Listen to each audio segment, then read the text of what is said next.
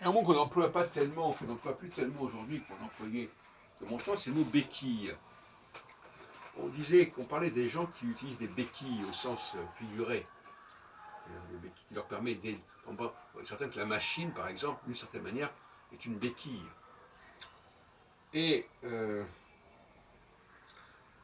disais hier soir dans un café philo McDo que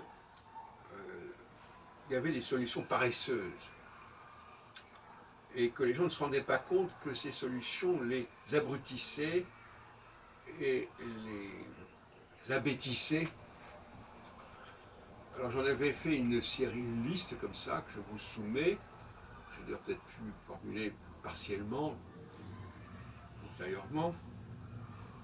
Par exemple, le simple fait d'aller écouter des œuvres que l'on connaît déjà est plus abrutissant que d'aller découvrir des œuvres nouvelles.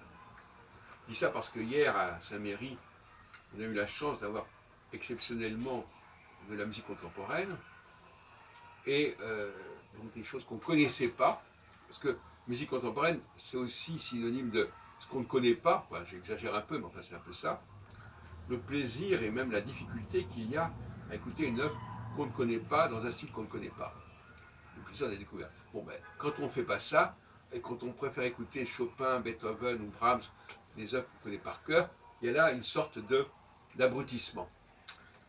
Abrutissement aussi, bien entendu, quand on va voir un film en version originale, mais avec les sous-titres en dessous, et dans la plupart des cas, on lit les sous-titres et on n'écoute pas vraiment.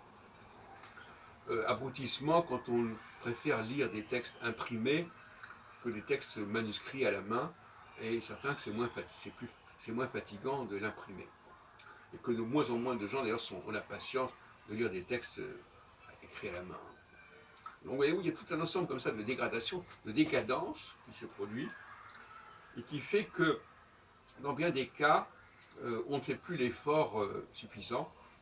Par exemple, on va préférer lire un livre que d'écouter une conférence, parce que le livre, la conférence implique que je traduise en quelque sorte dans ma tête, que j'identifie les mots que j'entends, et l'oralité c'est quand même quelque chose de très fluctuant, de très fluide, alors que l'écrit, bon ben c'est là, c'est sous la main, c'est beaucoup plus accessible.